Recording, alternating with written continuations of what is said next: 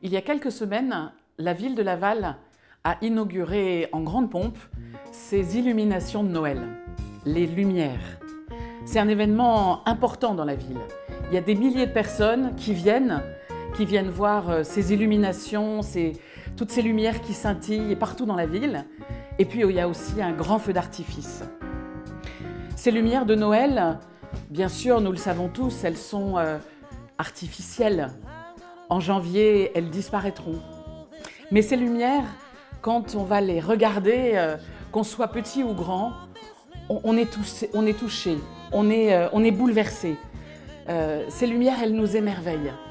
Et quand on les voit, c'est un petit peu comme si on retrouvait chacun l'enfant qui est en nous. Derrière cet émerveillement, je perçois comme un besoin, ce besoin que nous avons tous en fait, ce besoin de lumière, ce besoin d'être éclairé. C'est un besoin profond dont on n'est pas forcément conscient. Mais je crois que lorsque ces lumières de Noël apparaissent dans nos villes, cela nous renvoie à ce besoin profond en nous. Nous le savons bien, la lumière, elle est nécessaire à la vie. Les scientifiques nous le disent, c'est par le mécanisme de la photosynthèse que nous pouvons vivre, respirer, toutes les créatures sur la planète. La lumière, on le sait aussi en particulier dans les pays scandinaves, dans les pays du Nord où la lumière baisse beaucoup pendant les mois d'hiver. La lumière, elle nous aide à garder le moral.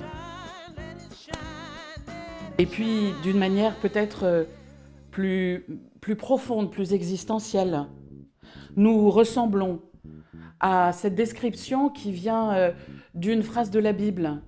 Le peuple qui marche dans la nuit a vu une grande lumière. Je pense que nous aussi, nous sommes un peu comme ce peuple-là. Nous marchons dans la nuit. Bien souvent, nous avons le sentiment qu'il y a de la nuit autour de nous. La nuit de la violence, la nuit de la haine, la nuit de toutes ces ténèbres qui nous entourent et parfois on a l'impression qu'elles vont peut-être nous vaincre. Cette nuit, elle est aussi présente en nous. Et alors, il y a une autre parole étonnante dans la Bible, dans le Nouveau Testament. Cette parole, elle dit « Dieu est lumière et il n'y a aucune trace d'obscurité en lui. » Dieu est lumière.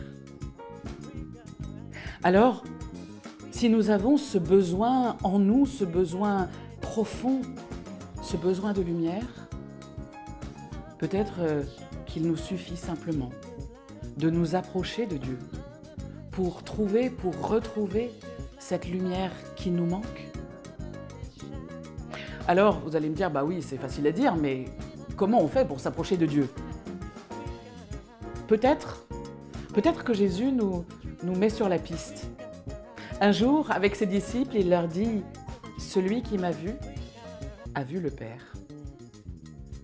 Alors peut-être que tout simplement, pour s'approcher de Dieu, il nous faut nous approcher de Jésus, nous approcher de lui, apprendre à le connaître, voir ce qu'il a dit, ce qu'il a fait, la manière dont il a vécu, la manière dont il a rencontré les hommes, les femmes de son temps. Celui qui m'a vu a vu le Père. Les lumières de nos villes, et j'imagine qu'il y en a autour de vous aussi, ces lumières de Noël, nous renvoient à notre besoin de lumière. Approchons-nous de Dieu, parce que Dieu est lumière et il n'y a aucune trace d'obscurité en lui.